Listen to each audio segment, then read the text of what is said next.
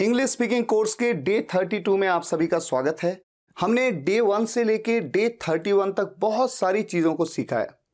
कुछ चीज़ों में हम बहुत अच्छे हो गए और कुछ चीज़ों में अभी भी कंफ्यूजन बना हुआ है, और इसीलिए मैं एक क्विज ऑफ द डे लेके आया हूँ, जिसमें आपके सामने मैं लेके आया हूँ 20 मल्टीपल चॉइस क्वेश्चंस। यानी हर क्वेश्चन के मल्टीपल चॉइसेस आपके सामने होंगी और आपको सही चॉइस को, सही विकल्प को चुनना है। और फिर इस वीडियो के एंड में मैं आपको ये भी बताऊंगा कि इस तरह के बहुत सारे क्विज आपको कहां पर मिलते रहेंगे मेरी वेबसाइट पे, ताकि जब भी आपको टाइम मिले आप वेबसाइट पे जाएं, उन क्विजेस को अटेम्प्ट करें और ये देखें कि आपकी इंग्लिश में कहां पर क्या कमी है, जिस हिसाब से आपको फिर अपने आप पे वर्क करना है। तो आइए शुरुआत करते हैं। पहला क्वेश्चन आपके सामने है, क्या मेरे पास कार है? Translate the following sentence into English. इस सेंटेंस को इंग्लिश में कैसे बोला जाएगा? इसके 3 विकल्प आपके सामने हैं। Have I a car, do I have a car, या फिर बोथ ऑफ द अबव, यानी कि दोनों तरीके से बोला जा सकता है। ये जो सेंटेंस है ये डे 16 की वीडियो में मैंने कवर किया था, उसी टॉपिक से लिया गया है। तो आप वीडियो को पॉज कर सकते हैं, रोक सकते हैं, सोच समझ के बताइए कौन सा ऑप्शन बिल्कुल सही है।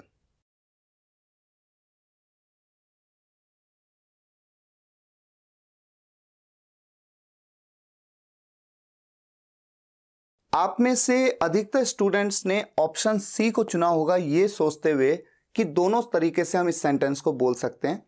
ऐसा इसलिए, मैं थोड़ा सा एक आइडिया देता हूं। जैसे मुझे कहना है कि वो मेरा दोस्त है, तो मैं कहता हूं ही इज माई फ्रेंड। और अगर मुझे कहना है कि क्या वो मेरा दोस्त है, क्या लगाया तो इज को शुरुआत में ले आते हैं और कहते हैं इज ही माई फ्रेंड। ये बात बिल्कुल सही है कि क्या वो मेरा दोस्त है को हम कहते हैं इज ही माई फ्रेंड। इसी तरह से आप अच्छे लड़के हो, you are a good boy. अगर इस सेंटेंस को कहना हो कि क्या आप अच्छे लड़के हो, क्या से शुरुआत करके इसको प्रश्नवाचक इंटेरोगेटिव बनाना हो, तो हम आर को शुरुआत में ले आते हैं और हम कहते हैं are you a good boy, क्या आप अच्छे लड़के हो। ये बात भी बिल्कुल सही है। ठीक उसी तरह से अगर मुझे कहना है कि मेरे पास कार है, तो जनरली हम सब जानते हैं कि सेंटेंस इस तरह से बनाया जाता है, आई हैव अ कार। और अगर इस सेंटेंस को इंटेरोगेटिव बनाना हो कि क्या मेरे पास कार है, तो क्या के लिए हैव को शुरुआत में ले आओ, हैव आई अ कार। ये सोच करके आपके मन में शायद आ सकता है कि ये बिल्कुल सही सेंटेंस है, और इस तरह का सेंटेंस मैंने आपको डे 16 में बताया है। तो आपको लग सकता है कि दोनों तरीके से सेंटेंस को बोला जा सकता है, जबकि मैं आपको बता दूं कि ऐसा बिल्कुल नहीं है। इसका सही ऑप्शन है ऑप्शन बी। इस तरह से सेंटेंस को कभी नहीं बनाया जा सकता। यह बात मैंने आपको डे 16 में बताई थी, क्योंकि जब भी सब्जेक्ट के पास कुछ है, ऐसे में डू या डज का यूज होना जरूरी है। सब्जेक्ट यहां पर आई है, आई के साथ डू लगता है। अगर मैं कहता क्या उसके पास कार है, वो कोई एक लड़के की बात होती, क्या उसके पास कार है, does he have a car.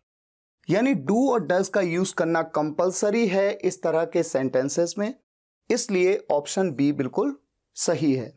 Question number 2, for is a. For है एक, क्या है फॉर? प्रेपोजिशन है, कंजंक्शन है, या बोथ ऑफ द अबव, यानी कि प्रेपोजिशन भी है और कंजंक्शन भी है।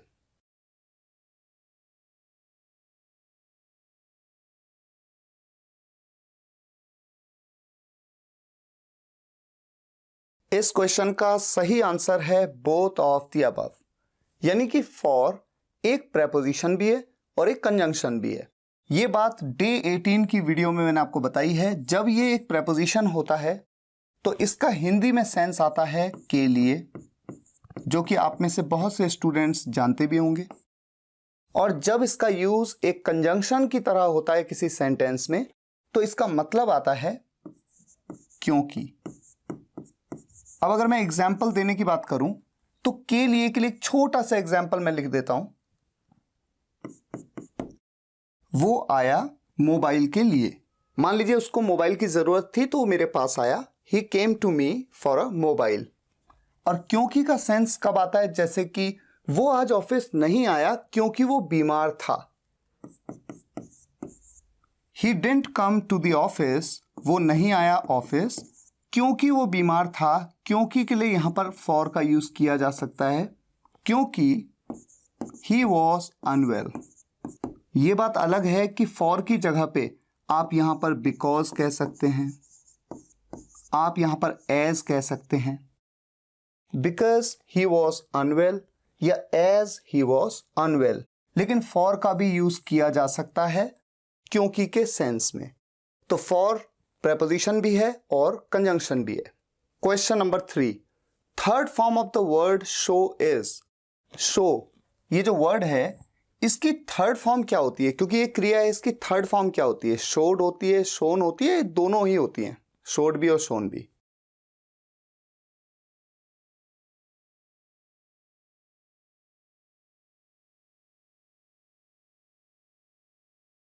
इसके बारे में मैंने आपको डे 5 की वीडियो में बताया था, जिसमें बहुत सारी क्रियाएं, बहुत सारी वर्ब्स मैंने कवर की थी, उनकी तीनों फॉर्म्स आपको बताई थी।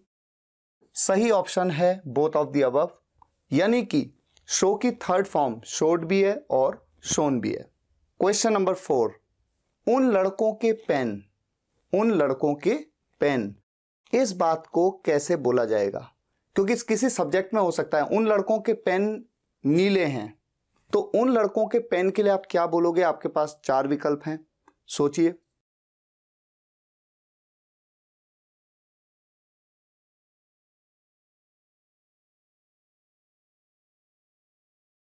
इस बात को मैंने डे 21 की वीडियो में अच्छे से कवर किया था कि अपोस्ट्रोफी एस, इसका यूज कैसे किया जाता है।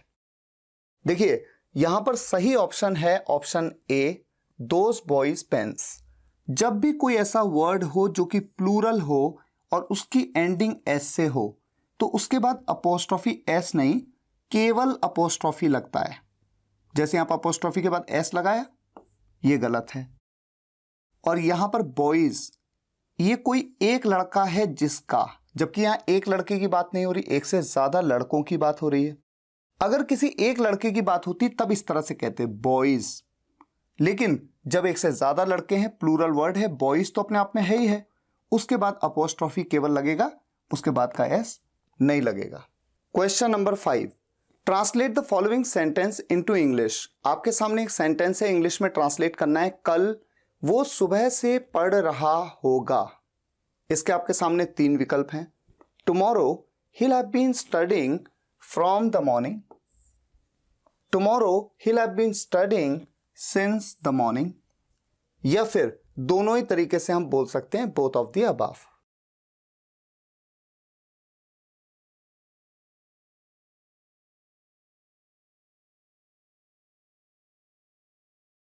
ये जो सेंटेंस है, कल वो सुबह से पढ़ रहा होगा, रहा होगा, रही होगी, रहे होंगे, और सुबह से, समय से की बात हो गई, यानी कि ये फ्यूचर परफेक्ट कंटिन्यूअस टेंस का सेंटेंस है। और ऐसे सेंटेंस को मैंने डे 23 की वीडियो में आपको अच्छे से बताया था कि जब हम कह रहे हैं कल वो सुबह से पढ़ रहा होगा, कल, टुमारो, आने वाले कल में वो सुबह से पढ़ रहा होगा, तो वो सुबह भी आने वाले समय में ही आने वाली है, इसलिए वहां पर सिंस का यूज नहीं किया जा सकता, बल्कि आपको फ्रॉम का यूज करना होता है। ये बात मैंने डिटेल में आपको टेंस में डे 23 में समझाई है। तो सही विकल्प है ऑप्शन ए। इस तरह से आप ये देख रहे हैं कि अब तक 5 क्वेश्चंस में आपके कितने मार्क्स आए। आप इस चीज को नोट भी करते चलिए। अच्छा, मूव करते हैं नेक्स्ट क्वेश्चन पे। क्वेश्चन नंबर 6, उसका कोई भाई नहीं था। इस सेंटेंस को आपको ट्रांसलेट करना है। कैसे बनाएंगे इंग्लिश में, कैसे बोलेंगे आप? आपके सामने विकल्प हैं। He did not have any brother, he had no brother, there was no brother of his, all of the above।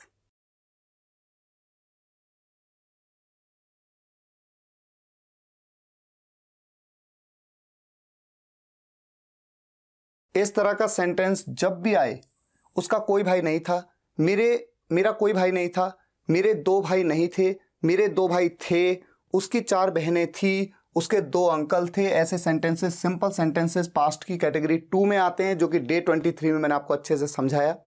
ऐसे सेंटेंसेस को जब आप नेगेटिव बनाते हैं तो आप डिड नॉट हैव का यूज करते हैं।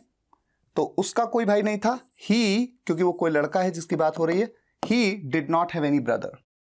तो ये ऑप्शन तो बिल्कुल सही है। और मैंने आपको ये भी बताया था कि ऐसे सेंटेंसेस जहां पर 2, 3, 4, 5 यानी काउंटिंग नहीं बताई गई कि उसके 2 भाई नहीं थे, अगर ये सेंटेंस होता उसके 2 भाई नहीं थे, तब बात अलग होती, लेकिन उसका कोई भाई नहीं था, यानी जीरो नंबर है, बिल्कुल जीरो। ऐसे में हैड के साथ नो का यूज करके भी इन सेंटेंसेस को बनाया जाता है, डे 23 में बताया है। तो ये ऑप्शन भी बिल्कुल सही है, ही हैड नो ब्रदर। और देयर के साथ भी इस सेंटेंस को बनाया जा सकता है, ऐसे में सब्जेक्ट में देयर का यूज किया जाता है, उसके बाद उसके साथ लगता है वॉज या वर। तो इस तरह से भी इस सेंटेंस को बना सकते हैं, there was no brother of his. इसका मतलब जो सही ऑप्शन है वो option D, all of the above. Question number 7, choose the correct spelling. सही स्पेलिंग चुनो। 9th की स्पेलिंग ये है या फिर दोनों ही हैं? 9th की स्पेलिंग, 9th, इसकी बात हो रही है।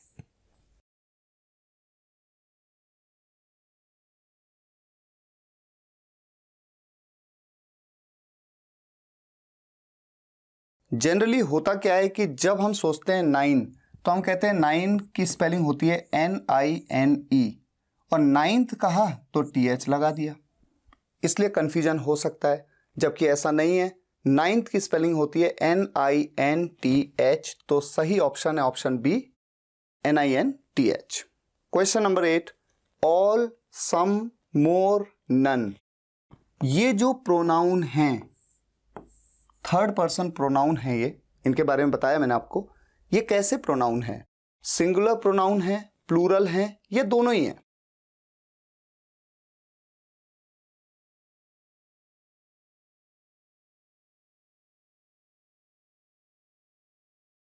इस क्वेश्चन का सही ऑप्शन है ऑप्शन सी, यानी कि ये ऐसे प्रोनाउन हैं जो कि कहीं पे तो सिंगुलर हैं और कहीं पे प्लूरल हैं। इस बात को डे 21 में मैंने आपको पर्सनल प्रोनाउंस में समझाया है, और इसीलिए जब हम कहते हैं ऑल इज वेल, सब ठीक है, या फिर जब हम कहते हैं, जैसे आपसे कोई पूछे कि आपकी फैमिली में सब कैसे हैं, मम्मी पापा भाई बहन सब कैसे हैं, तो आप कह सकते हो ऑल आर वेल। ये दोनों ही सेंटेंस बिल्कुल सही हैं। ऑल के साथ इज भी यूज होता है, आर भी यूज होता है, यानी कि ऑल को कहीं पे इस तरह के सेंटेंसेस में as a singular pronoun treat किया जाता है, और इस तरह के सेंटेंसेस में एज अ प्लूरल प्रोनाउन। ये सब बातें डे 21 में क्लियरली आपको बताई हैं, तो कोई कंफ्यूजन नहीं होना चाहिए। अगर आपको जरा भी कंफ्यूजन है, डे 21 की वीडियो को आप देख सकते हैं। अब हम मूव करते हैं क्वेश्चन नंबर 9 पे। पिछले साल उसे रोज स्कूल जाना पड़ा होगा। पिछले साल उसे रोज स्कूल जाना पड़ा होगा। ट्रांसलेट करना है आपको इस सेंटेंस को। आपके पास में दो विकल्प हैं और फिर both of the above. Last year he would have to go to school every day, या फिर last year he would have had to go to school every day. Would have had to या फिर would have to, किसका use किया जाएगा? या फिर आप दोनों का यूज कर सकते हैं। सोचिए और फिर आंसर दीजिए।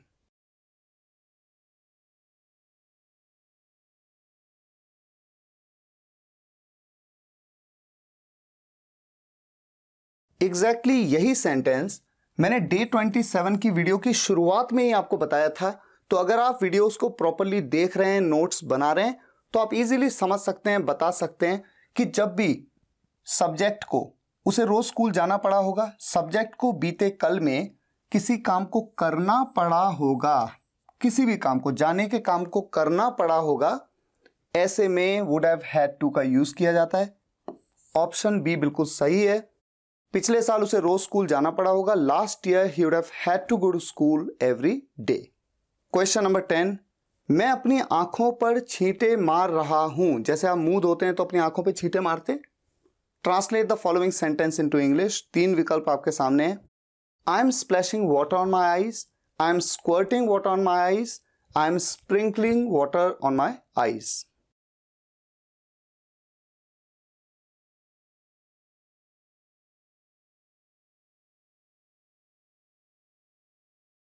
Correct option is option a, I am splashing water on my eyes.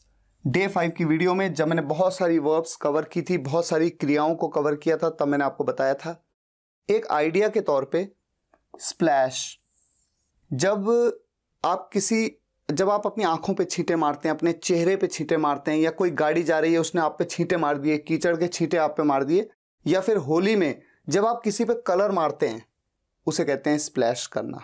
ठीक है। स्क्वर्ट क्या होता है? जब आप पिचकारी से बहुत तेजी से पानी निकालते हैं, या किसी पाइप से जब आप पाइप को दबा देते हैं, जैसे कार को धोते हैं आप तो पाइप को दबा देते हैं, तो उस समय जो स्प्रे सा होता है, तेजी से पानी जाता है फोर्स के साथ में, उसके लिए स्क्वर्ट का यूज करते हैं। और जब आप छिड़कते हैं, जैसे पानी को इस तरह से पानी की बूंदों को छिड़कते हैं, तो उसके लिए आप स्प्रिंकल वर्ड का यूज करते हैं, स्प्रिंकल, SPRINKLE। और जब ING फॉर्म में आ गया तो E हट गया और ING आ गया। तो इन तीनों वर्ड्स का मतलब वैसे पानी से ही है, लेकिन थोड़ा सा सेंस में फर्क है, यूज में फर्क है। तो यहां पर सही ऑप्शन है ऑप्शन ए।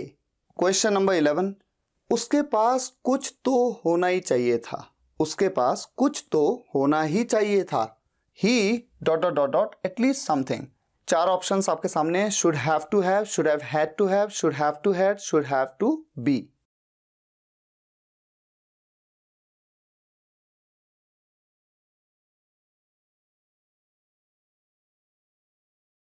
मैंने आपको डे 31 की वीडियो में जब शुड के टॉपिक को समझाया तो मैंने आपको बताया कि जब भी सब्जेक्ट के पास कुछ होना ही चाहिए था, होना ही चाहिए था, ऐसे में should have had to have इसका यूज किया जाता है। इसलिए यहां पर ऑप्शन बी बिल्कुल सही है। तो अगर मैं इस सेंटेंस को बनाऊंगा तो कैसे बनाऊंगा? He should have had to have at least something. Question number 12, Nitin 5 बजे घर पर होता है, आप आ जाना। ट्रांसलेट करना है इस सेंटेंस को। 3 ऑप्शन आपके सामने। Nitin is at home at 5 o'clock, you come. Nitin is to be at home at 5 o'clock, you come. Nitin has been at home at 5 o'clock, you come. सोच समझ के आंसर कीजिए।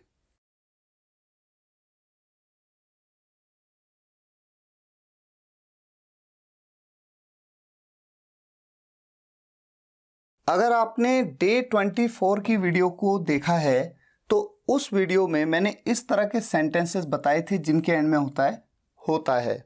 जैसे मैं 4 बजे वहां होता हूं, वो 5 बजे ऑफिस में होता है, वो रात को 9 बजे बैडमिंटन कोर्ट में होता है।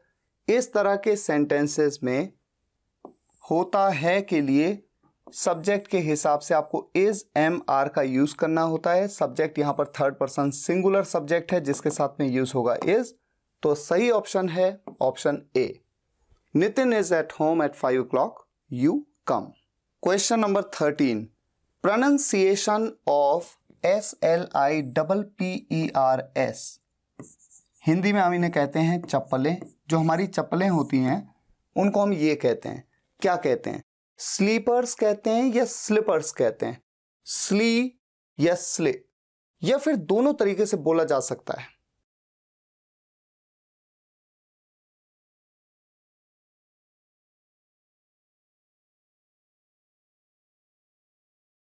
ये बात तो मैंने आपको इस कोर्स के डे 1 पे ही बता दी थी, जब मैं आपको प्रोनाउंसिएशन यानी उच्चारण बता रहा था कि हमारी जो चप्पलें होती हैं उन्हें कहा जाता है स्लीपर्स। और कई लोग गलती करते हैं, कहते हैं स्लीपर्स ले आना, स्लीपर्स, स्लीपर्स नहीं, slippers. Question number 14, pronunciation of BECAUSE। क्या है इसकी प्रोनाउंसिएशन इस वर्ड की? बिकॉज या बिकॉज, या दोनों ही तरीकों से बोल सकते हैं।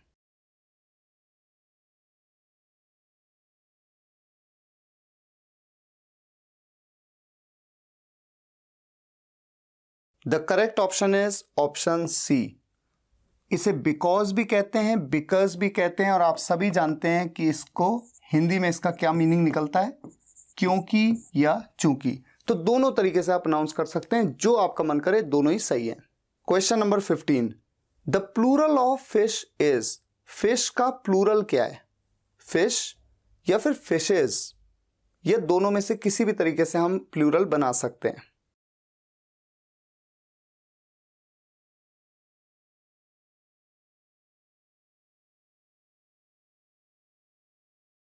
इस बात को मैंने आपको डे 7 की वीडियो में बताया है कि कब फिश का जो प्लूरल होता है वो फिश ही होता है, और कब फिश का प्लूरल फिशेज होता है, यानी दोनों ही इसकी प्लूरल फॉर्म्स हैं। तो ऑप्शन सी बिल्कुल सही है, both of the above. Question number 16, वो आजकल स्कूल जाता होगा।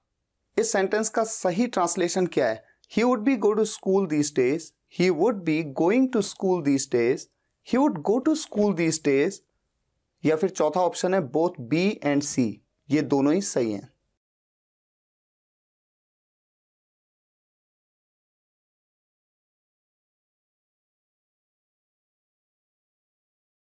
यहां पर जो सही ऑप्शन है वो है option B, he would be going to school these days.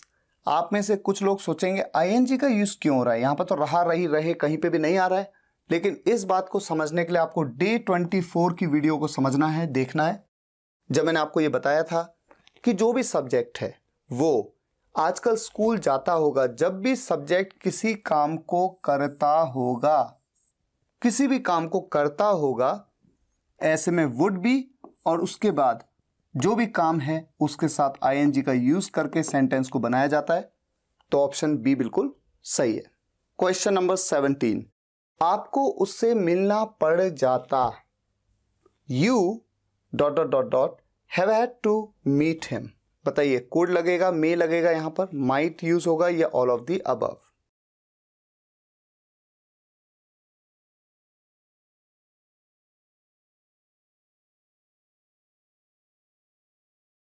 ये बात मैंने आपको डे 30 की वीडियो में बताई है कि जब भी सब्जेक्ट को किसी काम को करना पड़ जाता, किसी भी काम को करना पड़ जाता, ऐसे में या तो कुड हैव हैड टू, या फिर मे हैव हैड टू, या फिर माइट हैव हैड टू, तीनों में से किसी का भी यूज कर सकते हैं। इसलिए सही ऑप्शन है option D, all of the above. Question number 18, कब कब इन इंग्लिश, कब कब को इंग्लिश में क्या कहते हैं? How often, how seldom, when या व्हेन ऑल।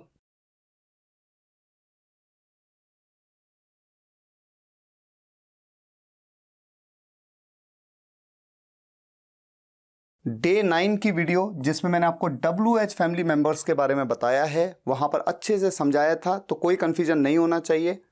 सही ऑप्शन है ऑप्शन ए, हाउ ऑफन।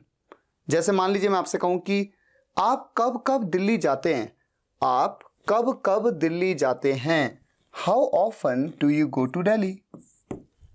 ठीक है। नेक्स्ट क्वेश्चन, वो सुबह कहां रहा होगा, वो सुबह कहां रहा होगा। आपके सामने 3 ऑप्शन है। Option A, where would you be in the morning. Option B, where would you have been in the morning. Option C, both of the above.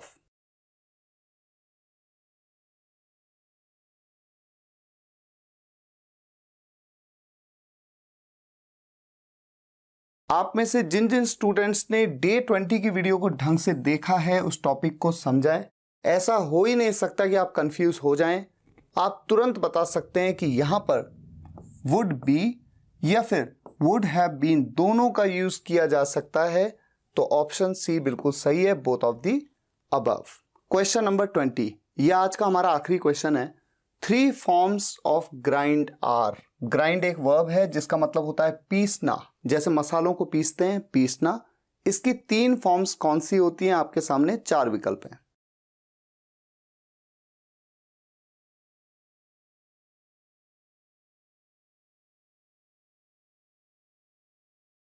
इस क्वेश्चन का सही ऑप्शन है option C, grind, ground, ground. तो अब आपने 20 questions देखे और अब आपको जेन्युइनली आपको ये बताना है इस वीडियो के कमेंट्स में कि आपके कितने मार्क्स आए 20 में से। ठीक है, एक बात तो ये हो गई। दूसरा, इस तरह के क्विजेस मेरी वेबसाइट spokenenglish.guru पे आपको मिलेंगे। आप देख सकते हैं क्विज, ये जो टैब है इस पे आपको क्लिक करना है और फिर आपको क्विज को अटेम्प्ट करना है। और जब जब आपको टाइम मिलता है आप वेबसाइट पे आया करिए, क्विज दिया करिए और अपनी काबिलियत को परखा करिए। मैं कोशिश करूंगा कि वहां पर फ्रीक्वेंटली मैं क्विजेस को अपडेट करता रहूं। मुझे उम्मीद है आज का ये वीडियो लेक्चर आपको पसंद आया होगा। अगर पसंद आया हो तो वीडियो को लाइक और शेयर जरूर करिएगा और कमेंट्स में बताइएगा कैसा लगा। मिलते हैं नेक्स्ट वीडियो लेक्चर में, तब तक के लिए टेक केयर, गुड बाय।